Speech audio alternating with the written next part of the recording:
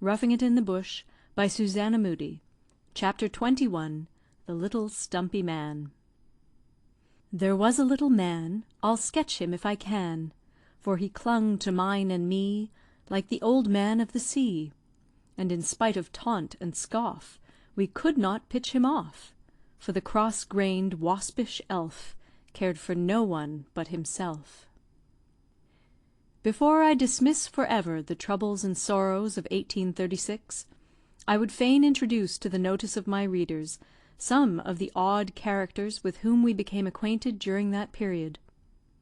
The first that starts vividly to my recollection is the picture of a short, stumpy, thick-set man, a British sailor too, who came to stay one night under our roof, and took quiet possession of his quarters for 9 months, and whom we are obliged to tolerate from the simple fact that we could not get rid of him.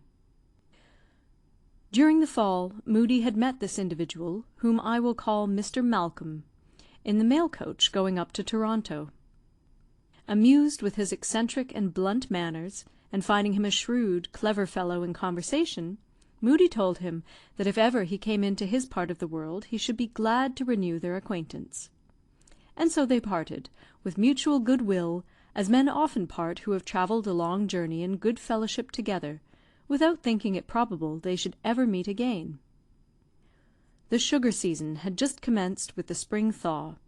Jacob had tapped a few trees in order to obtain sap to make molasses for the children, when his plans were frustrated by the illness of my husband, who was again attacked with the ague. Towards the close of a wet, sloppy day, while Jacob was in the wood chopping, and our servant gone to my sister, who was ill, to help to wash, as I was busy baking bread for tea, my attention was aroused by a violent knocking at the door, and the furious barking of our dog Hector. I ran to open it, when I found Hector's teeth clenched in the trousers of a little dark, thick-set man, who said in a gruff voice, "Call off your dog! What the devil do you keep such an infernal brute about the house for? Is it to bite people who come to see you?" Hector was the best behaved, best tempered animal in the world. He might have been called a gentlemanly dog. So little was there of the unmannerly puppy in his behaviour, that I was perfectly astonished at his ungracious conduct. I caught him by the collar, and not without some difficulty succeeded in dragging him off. "Is Captain Moodie within?" said the stranger. "He is, sir, but he is ill in bed, too ill to be seen." "Tell him a friend," he laid a strong stress upon the last word, "a particular friend, must speak to him." I now turned my eyes to the face of the speaker with some curiosity. I had taken him for a mechanic, from his dirty, slovenly appearance, and his physiognomy was so unpleasant that I did not credit his assertion that he was a friend of my husband, for I was certain that no man who possessed such a forbidding aspect could be regarded by Moodie as a friend. I was about to deliver his message, but the moment I let go Hector's collar, the dog was at him again. "Don't strike him with your stick," I cried, throwing my arms over the faithful creature. "He is a powerful animal, and if you provoke him he will kill you." I at last succeeded in coaxing Hector into the girl's room, where I shut him up while the stranger came into the kitchen, and walked to the fire to dry his wet clothes. I immediately went into the parlour, where Moodie was lying upon a bed near the stove, to deliver the stranger's message. But before I could say a word, he dashed in after me, and going up to the bed, held out his broad, coarse hand with, "How are you, Mr. Moodie? You see I have accepted your kind invitation sooner than either you or I expected. If you will give me house room for the night, I shall be obliged to you." This was said in a low, mysterious voice, and Moodie, who was still struggling with the hot fit of his disorder, and whose senses were not a little confused, stared at him with a look of vague bewilderment. The countenance of the stranger grew dark. "You cannot have forgotten me. My name is Malcolm." "Yes, sir, I remember you now," said the invalid, holding out his burning, feverish hand. "To my home, such as it is, you are welcome?" I stood by in wondering astonishment, looking from one to the other, as I had no recollection of ever hearing my husband mention the name of the stranger. But, as he had invited him to share our hospitality, I did my best to make him welcome, though in what manner he was to be accommodated puzzled me not a little. I placed the arm-chair by the fire, and told him that I would prepare tea for him as soon as I could. "It may be as well to tell you, Mrs. Moodie," he said sulkily, for he was evidently displeased by my husband's want of recognition on his first entrance, "that I have had no dinner." I sighed to myself, for I well knew that our larder boasted of no dainties, and from the animal expression of our guest's face, I rightly judged that he was fond of good living. By the time I had fried a rasher of salt pork, and made a pot of dandelion coffee, the bread I had been preparing was baked; but grown flour will not make light bread, and it was unusually heavy. For the first time I felt heartily ashamed of our humble fare. I was sure that he for whom it was provided was not one to pass it over in benevolent silence. He might be a gentleman, I thought, but he does not look like one; and a confused idea of who he was, and where Moodie had met him, began to float through my mind. I did not like the appearance of the man, but I consoled myself that he was only to stay for one night, and I could give up my bed for that one night, and sleep on a bed on the floor by my sick husband. When I re-entered the parlour to cover the table, I found Moodie fallen asleep, and Mr. Malcolm reading. As I placed the tea things on the table, he raised his head, and regarded me with a gloomy stare. He was a strange-looking creature. His features were tolerably regular, his complexion dark, with a good colour. His very broad and round head was covered with a perfect mass of close, black, curling hair, which in growth, texture, and hue, resembled the wiry, curly hide of a water-dog. His eyes and mouth were both well-shaped, but gave, by their sinister expression, an odious and doubtful meaning to the whole of his physiognomy. The eyes were cold, insolent, and cruel, and as green as the eyes of a cat. The mouth bespoke a sullen, determined, and sneering disposition, as if it belonged to one brutally obstinate, one who could not by any gentle means be persuaded from his purpose. Such a man in a passion would have been a terrible wild beast, but the current of his feelings seemed to flow in a deep, sluggish channel, rather than in a violent or impetuous one, and, like William Penn when he reconnoitred his unwelcome visitors through the keyhole of the door, I looked at my strange guest, and liked him not. Perhaps my distant and constrained manner made him painfully aware of the fact, for I am certain that, from the first hour of our acquaintance, a deep-rooted antipathy existed between us, which time seemed rather to strengthen than diminish. He ate of his meals sparingly, and with evident disgust. The only remarks which dropped from him were, "You make bad bread in the bush. Strange that you can't keep your potatoes from the frost. I should have thought that you could have had things more comfortable in the woods." "We have been very unfortunate," I said, "since we came to the woods. I am sorry that you should be obliged to share the poverty of the land. It would have given me much pleasure could I have set before you a more comfortable meal." "Oh, don't mention it. So that I get good pork and potatoes, I shall be contented." What did these words imply? An extension of his visit?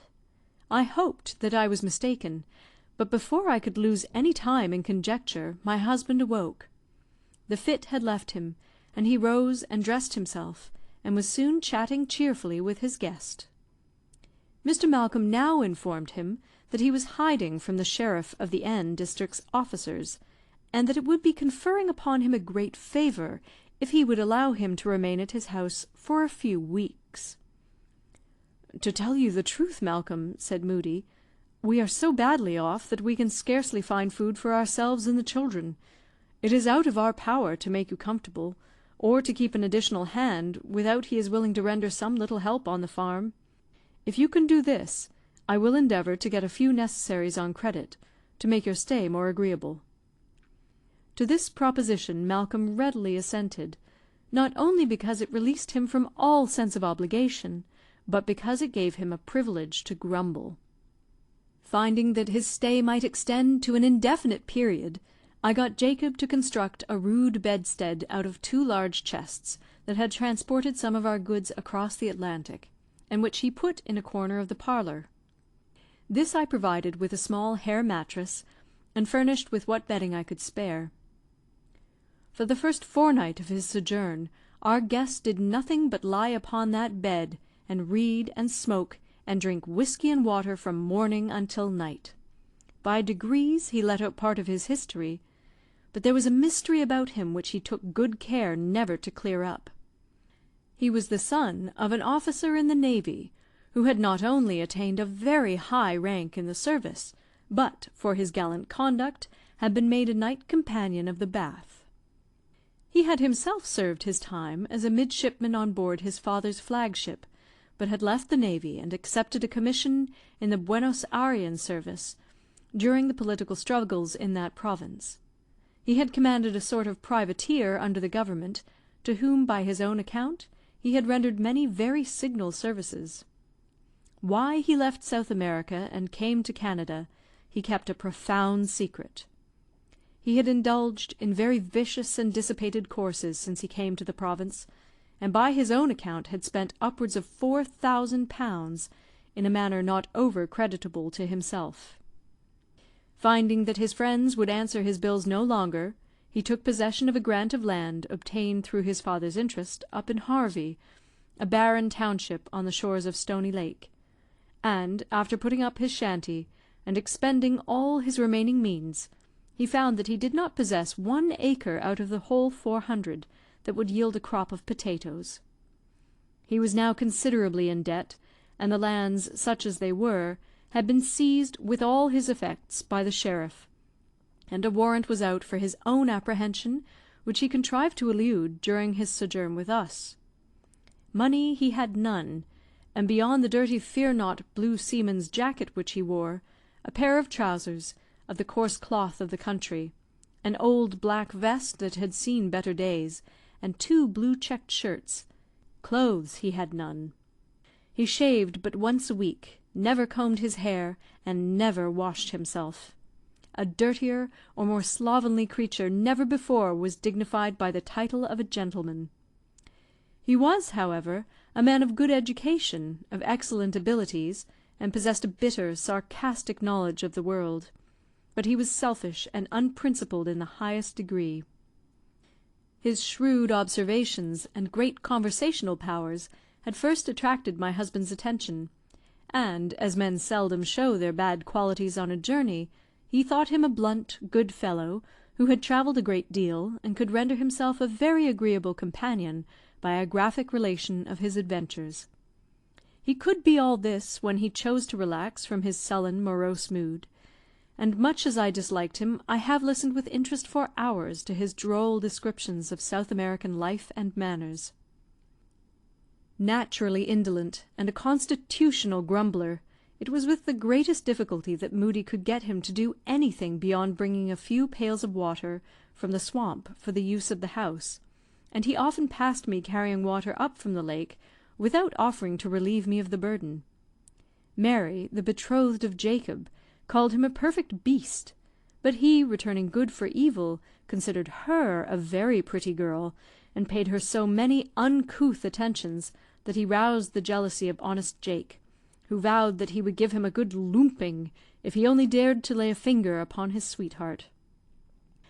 With Jacob to back her, Mary treated the Zébear, as Jacob termed him, with vast disdain, and was so saucy to him that, forgetting his admiration, he declared he would like to serve her as the Indians had done a scolding woman in South America. They attacked her house during the absence of her husband, cut out her tongue, and nailed it to the door, by way of knocker, and he thought that all women who could not keep a civil tongue in their head should be served in the same manner. "And what should be done to men who swear and use ondecent language?" quoth Mary indignantly. "Their tongues should be slit, and given to the dogs. Faugh! You are such a nasty fellow that I don't think Hector would eat your tongue." "I'll kill that beast," muttered Malcolm, as he walked away. I remonstrated with him on the impropriety of bandying words with our servants. "You see," I said, "the disrespect with which they treat you, and if they presume upon your familiarity to speak to our guest in this contemptuous manner, they will soon extend the same conduct to us." "But, Mrs. Moodie, you should reprove them." "I cannot, sir, while you continue, by taking liberties with the girl, and swearing at the man, to provoke them to retaliation." "Swearing? What harm is there in swearing? A sailor cannot live without oaths." "But a gentleman might, Mr. Malcolm. I should be sorry to consider you in any other light." "Ah! You are such a prude, so methodistical. You make no allowance for circumstances. Surely in the woods we may dispense with the hypocritical, conventional forms of society, and speak and act as we please." "So you seem to think; but you see the result." "I have never been used to the society of ladies, and I cannot fashion my words to please them; and I won't, that's more," he muttered to himself as he strode off to Moodie in the field. I wished from my very heart that he was once more on the deck of his piratical South American craft. One night he insisted on going out in the canoe to spear maskinonge with Moodie. The evening turned out very chill and foggy, and before 12 they returned, with only one fish, and half frozen with cold. Malcolm had got twinges of rheumatism, and he fussed and sulked and swore and quarrelled with everybody and everything, until Moodie, who was highly amused by his petulance, advised him to go to his bed and pray for the happy restoration of his temper. "Temper!" he cried. "I don't believe there's a good-tempered person in the world. It's all hypocrisy. I never had a good temper.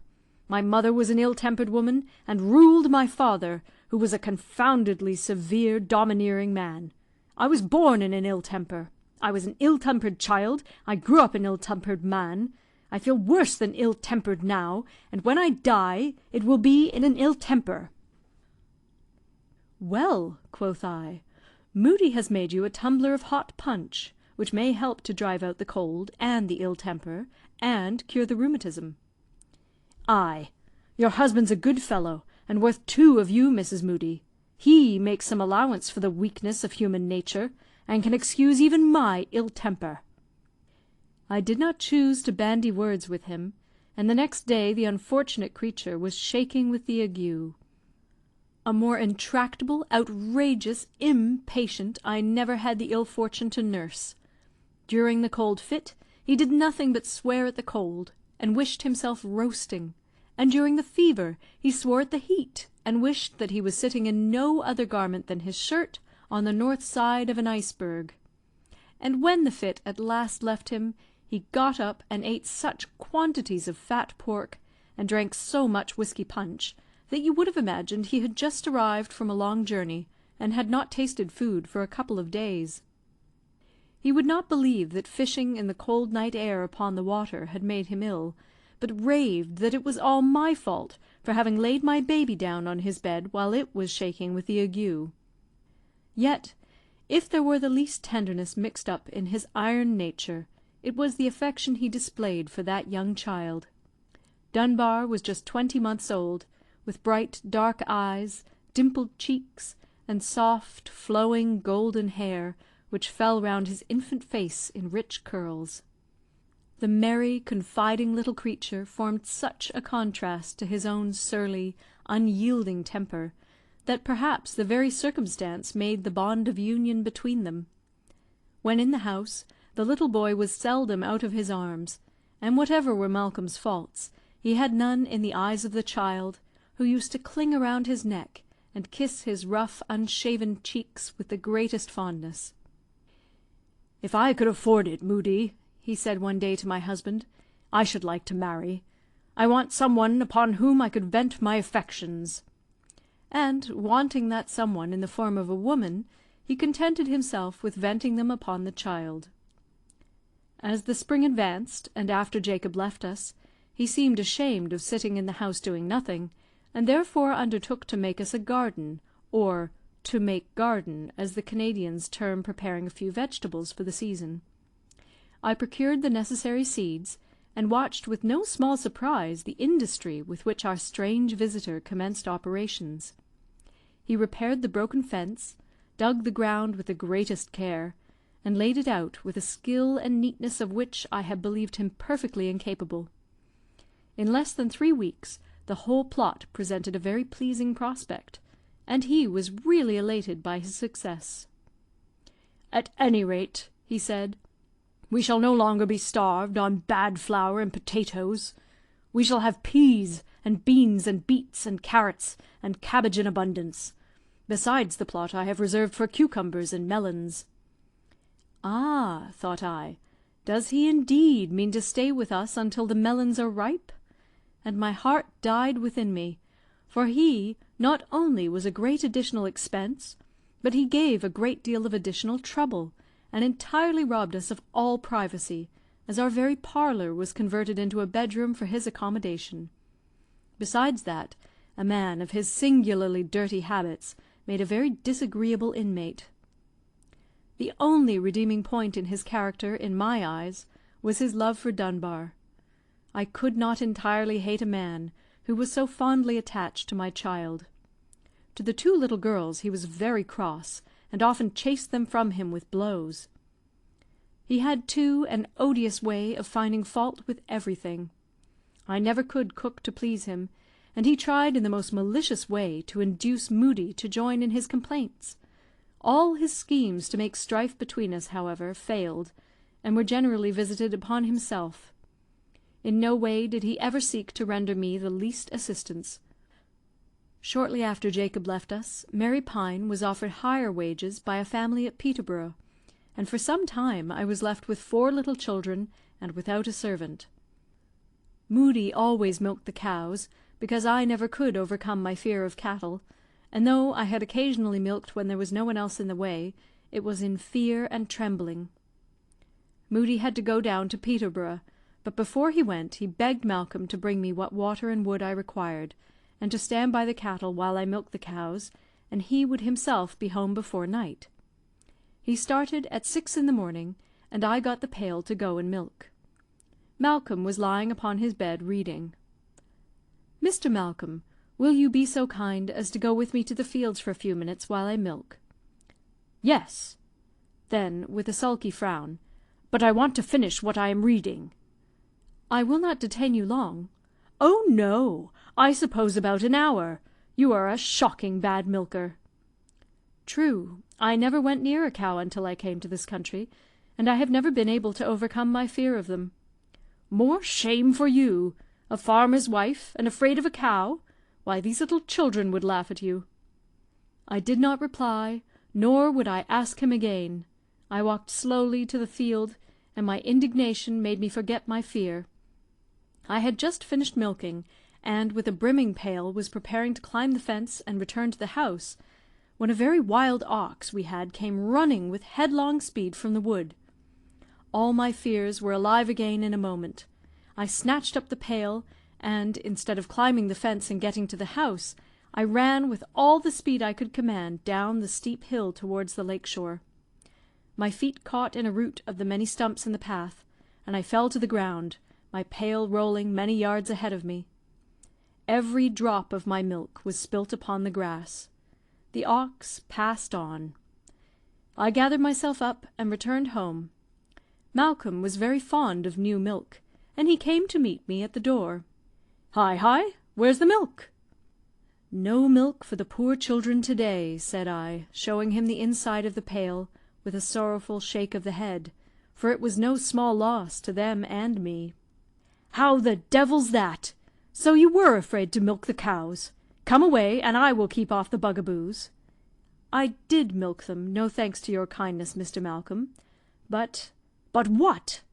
"The ox frightened me, and I fell and spilt all the milk." "Whew! Now don't go and tell your husband that it was all my fault. If you had had a little patience, I would have come when you asked me, but I don't choose to be dictated to, and I won't be made a slave by you or any one else." "Then why do you stay, sir, where you consider yourself so treated?" said I. "We are all obliged to work to obtain bread. We give you the best share. Surely the return we ask for it is but small." "You make me feel my obligations to you when you ask me to do anything. If you left it to my better feelings, we should get on better." "Perhaps you are right. I will never ask you to do anything for me in future." "Oh, now, that's all mock humility. In spite of the tears in your eyes, you are as angry with me as ever. But don't go to make mischief between me and Moodie. If you'll say nothing about my refusing to go with you, I'll milk the cows for you myself to night." "And can you milk?" said I, with some curiosity. "Milk? Yes. And if I were not so confoundedly low-spirited and lazy, I could do 1,000 other things too. But now, don't say a word about it to Moodie."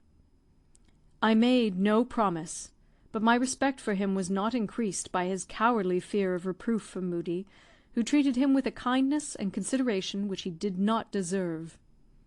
The afternoon turned out very wet, and I was sorry that I should be troubled with his company all day in the house. I was making a shirt for Moodie from some cotton that had been sent me from home, and he placed himself by the side of the stove, just opposite, and continued to regard me for a long time with his usual sullen stare. I really felt half afraid of him. "Don't you think me mad," said he. "I have a brother deranged. He got a stroke of the sun in India, and lost his senses in consequence. But sometimes I think it runs in the family." What answer could I give to this speech, but mere evasive commonplace? "You won't say what you really think," he continued.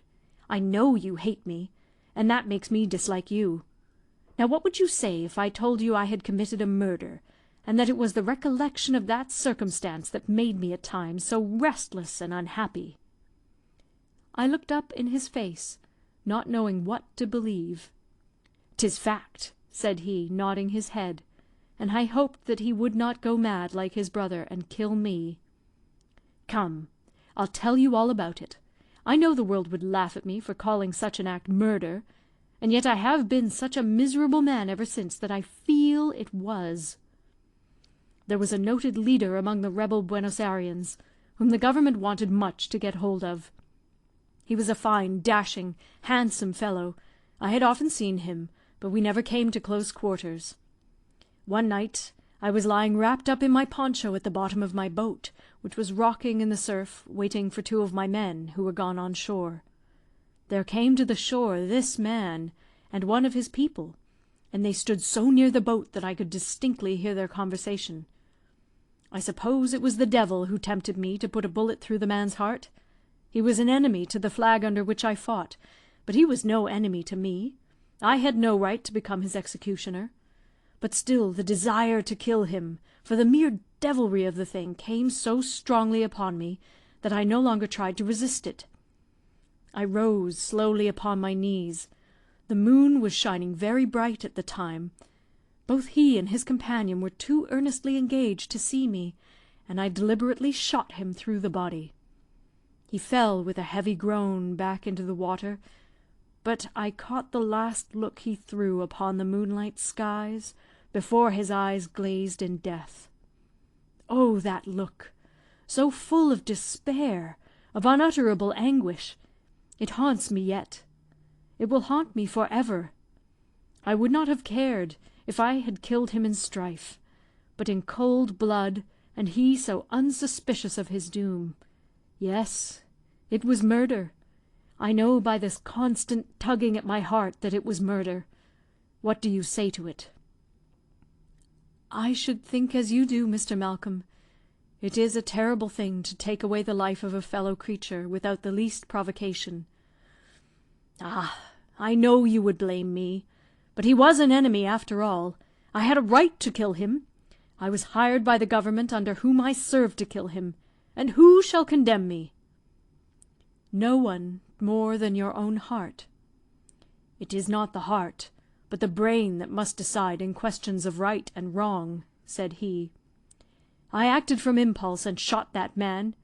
Had I reasoned upon it for 5 minutes, the man would be living now. But what's done cannot be undone. Did I ever show you the work I wrote upon South America?" "Are you an author?" said I, incredulously. "To be sure I am. Murray offered me £100 for my manuscript, but I would not take it. Shall I read to you some passages from it?" I am sorry to say that his behaviour in the morning was uppermost in my thoughts, and I had no repugnance in refusing. "No, don't trouble yourself. I have the dinner to cook and the children to attend to, which will cause a constant interruption. You had better defer it to some other time." "I shan't ask you to listen to me again," said he, with a look of offended vanity; but he went to his trunk, and brought out a large manuscript, written on foolscap, which he commenced reading to himself with an air of great self-importance, glancing from time to time at me, and smiling disdainfully. Oh, how glad I was when the door opened, and the return of Moodie broke up this painful tete-a-tete. From the sublime to the ridiculous is but a step. The very next day Mr. Malcolm made his appearance before me, wrapped in a great coat belonging to my husband, which literally came down to his heels. At this strange apparition I fell a-laughing. "For God's sake, Mrs. Moodie, lend me a pair of inexpressibles.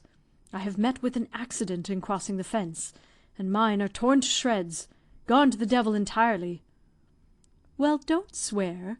I'll see what can be done for you." I brought him a new pair of fine drab-coloured kerseymere trousers that had never been worn. Although he was eloquent in his thanks, I had no idea that he meant to keep them for his sole individual use from that day thenceforth. But, after all, what was the man to do?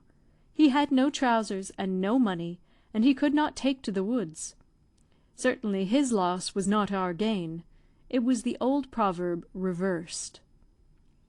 The season for putting in the potatoes had now arrived.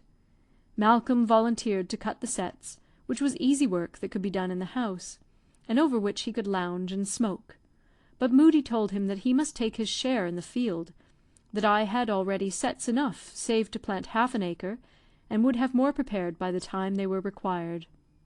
With many growls and shrugs, he felt obliged to comply, and he performed his part pretty well, the execrations bestowed upon the mosquitoes and black flies forming a sort of safety valve to let off the concentrated venom of his temper. When he came in to dinner, he held out his hands to me. "Look at these hands." "They are blistered with the hoe." "Look at my face." "You are terribly disfigured by the black flies, but Moodie suffers just as much, and says nothing." "Bah! The only consolation one feels for such annoyances is to complain. Oh, the woods! The cursed woods! How I wish I were out of them!" The day was very warm, but in the afternoon I was surprised by a visit from an old maiden lady, a friend of mine from C. She had walked up with a Mr. Crow from Peterborough, a young, brisk-looking farmer in breeches and top boots, just out from the old country, who naturally enough thought he would like to roost among the woods. He was a little, lively, good-natured manny, with a real Anglo-Saxon face, rosy, high cheek-boned, with full lips and a turned-up nose, and, like most little men, was a great talker and very full of himself. He had belonged to the secondary class of farmers, and was very vulgar, both in person and manners. I had just prepared tea for my visitors when Malcolm and Moodie returned from the field. There was no affectation about the former. He was manly in his person, and blunt even to rudeness, and I saw by the quizzical look which he cast upon the spruce little crow that he was quietly quizzing him from head to heel. A neighbour had sent me a present of maple molasses, and Mr. Crow was so fearful of spilling some of the rich syrup upon his drab shorts that he spread a large pocket-handkerchief over his knees, and tucked another under his chin. I felt very much inclined to laugh, but restrained the inclination as well as I could, and if the little creature would have sat still, I could have quelled my rebellious propensity altogether; but up he would jump at every word I said to him, and make me a low, jerking bow, often with his mouth quite full, and the treacherous molasses running over his chin. Malcolm sat directly opposite to me and my volatile next-door neighbour. He saw the intense difficulty I had to keep my gravity, and was determined to make me laugh out. So, coming slyly behind my chair, he whispered in my ear with the gravity of a judge, "Mrs. Moodie, that must have been the very chap who first jumped Jim Crow." This appeal obliged me to run from the table. Moodie was astonished at my rudeness, and Malcolm, as he resumed his seat, made the matter worse by saying, "I wonder what is the matter with Mrs. Moodie. She is certainly very hysterical this afternoon." The potatoes were planted, and the season of strawberries, green peas, and young potatoes come; but still Malcolm remained our constant guest. He had grown so indolent, and gave himself so many airs, that Moodie was heartily sick of his company, and gave him many gentle hints to change his quarters; but our guest was determined to take no hint. For some reason best known to himself, perhaps out of sheer contradiction, which formed one great element in his character, he seemed obstinately bent upon remaining where he was. Moodie was busy underbushing for a fall fallow. Malcolm spent much of his time in the garden, or lounging about the house. I had baked an eel pie for dinner, which, if prepared well, is by no means an unsavoury dish. Malcolm had cleaned some green peas, and washed the first young potatoes we had drawn that season with his own hands, and he was reckoning upon the feast he should have on the potatoes with childish glee. The dinner at length was put upon the table. The vegetables were remarkably fine, and the pie looked very nice. Moodie helped Malcolm, as he always did, very largely, and the other covered his plate with a portion of peas and potatoes, when, lo and behold, my gentleman began making a very wry face at the pie. "What an infernal dish!" he cried, pushing away his plate with an air of great disgust. "These eels taste as if they had been stewed in oil. Moodie, you should teach your wife to be a better cook." The hot blood burnt upon Moodie's cheek. I saw indignation blazing in his eye. "If you don't like what is prepared for you, sir, you may leave the table, and my house, if you please. I will put up with your ungentlemanly and ungrateful conduct to Mrs. Moodie no longer." Out stalked the offending party. I thought to be sure we had got rid of him, and though he deserved what was said to him, I was sorry for him. Moodie took his dinner, quietly remarking, "I wonder he could find it in his heart to leave those fine peas and potatoes." He then went back to his work in the bush, and I cleared away the dishes and churned, for I wanted butter for tea. About 4 o'clock Mr. Malcolm entered the room. "Mrs. Moodie," said he, in a more cheerful voice than usual, "where's the boss?" "In the wood, underbushing." I felt dreadfully afraid that there would be blows between them. "I hope, Mr. Malcolm, that you are not going to him with any intention of a fresh quarrel." "Don't you think I have been punished enough by losing my dinner?" said he, with a grin. "I don't think we shall murder one another." He shouldered his axe, and went whistling away. After striving for a long while to stifle my foolish fears, I took the baby in my arms, and little Dunbar by the hand, and ran up to the bush where Moodie was at work. At first I only saw my husband, but the strokes of an axe at a little distance soon guided my eyes to the spot where Malcolm was working away, as if for dear life. Moodie smiled, and looked at me significantly. How could the fellow stomach what I said to him? Either great necessity or great meanness must be the cause of his knocking under. I don't know whether most to pity or despise him. Put up with it, dearest, for this once. He is not happy, and must be greatly distressed. Malcolm kept aloof, ever and anon casting a furtive glance towards us. At last little Dunbar ran to him, and held up his arms to be kissed. The strange man snatched him to his bosom, and covered him with caresses. It might be love to the child that had quelled his sullen spirit, or he might really have cherished an affection for us deeper than his ugly temper would allow him to show. At all events, he joined us at tea as if nothing had happened, and we might truly say that he had obtained a new lease of his long visit. But what could not be effected by words or hints of ours was brought about a few days after by the silly observation of a child. He asked Katie to give him a kiss, and he would give her some raspberries he had gathered in the bush. "I don't want them. Go away. I don't like you, you little stumpy man." His rage knew no bounds. He pushed the child from him, and vowed that he would leave the house that moment; that she could not have thought of such an expression herself; she must have been taught it by us. This was an entire misconception on his part, but he would not be convinced that he was wrong. Off he went, and Moodie called after him, "Malcolm, as I am sending to Peterborough to-morrow, the man shall take in your trunk." He was too angry even to turn and bid us good-bye, but we had not seen the last of him yet. 2 months after, we were taking tea with a neighbour, who lived a mile below us on the small lake. Who should walk in but Mr. Malcolm? He greeted us with great warmth for him, and when we rose to take leave, he rose and walked home by our side. Surely the little stumpy man is not returning to his old quarters? I am still a babe in the affairs of men. Human nature has more strange varieties than any one menagerie can contain, and Malcolm was one of the oddest of her odd species. That night he slept in his old bed below the parlour window, and for 3 months afterwards he stuck to us like a beaver. He seemed to have grown more kindly, or we had got more used to his eccentricities, and let him have his own way. Certainly he behaved himself much better. He neither scolded the children, nor interfered with the maid, nor quarrelled with me. He had greatly discontinued his bad habit of swearing, and he talked of himself and his future prospects with more hope and self-respect. His father had promised to send him a fresh supply of money, and he proposed to buy of Moodie the clergy reserve, and that they should farm the 2 places on shares. This offer was received with great joy as an unlooked-for means of paying our debts, and extricating ourselves from present and overwhelming difficulties, and we looked upon the little stumpy man in the light of a benefactor.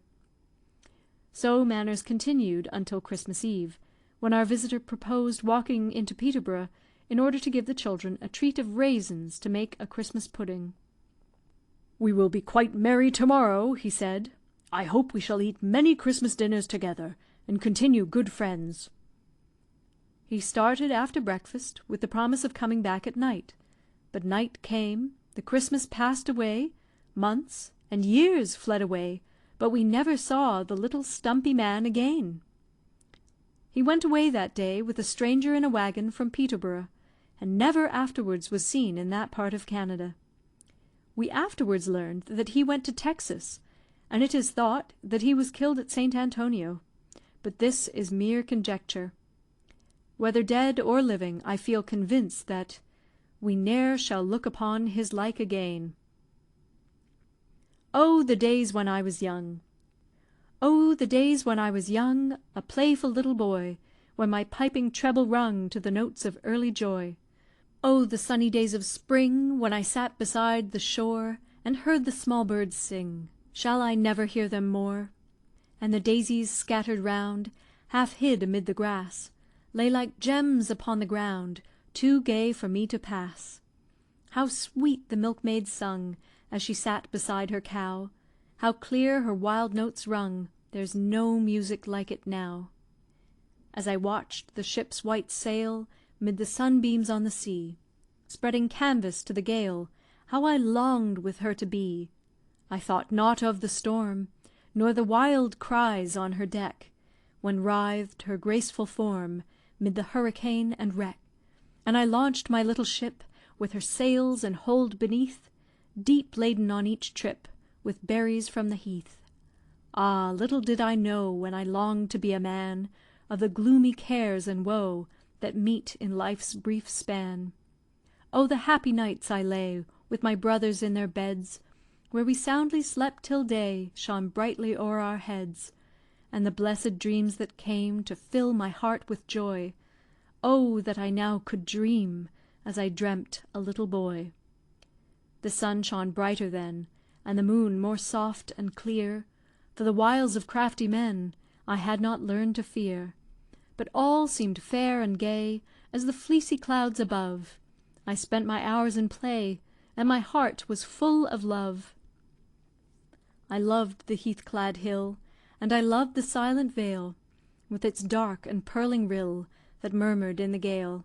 Of sighs I'd none to share, they were stored for riper years, when I drained the dregs of care with many bitter tears. My simple daily fare, in my little tiny mug, how fain was I to share with Cato on the rug. Yes, he'd give his honest paw, and he licked my happy face. He was true to nature's law, and I thought it no disgrace. There's a voice so soft and clear, and a step so gay and light, that charms my listening ear in the visions of the night. And my father bids me haste in the deep fond tones of love, and leave this dreary waste for brighter realms above. Now I am old and grey, my bones are racked with pain, and time speeds fast away. But why should I complain? There are joys in life's young morn that dwell not with the old, like the flowers the wind hath torn from the stem all bleak and cold. The weary heart may mourn o'er the withered hopes of youth, but the flowers so rudely shorn still leave the seeds of truth. And there's hope for hoary men when they're laid beneath the sod, for we'll all be young again when we meet around our God. J.W.D.M. End of chapter 21.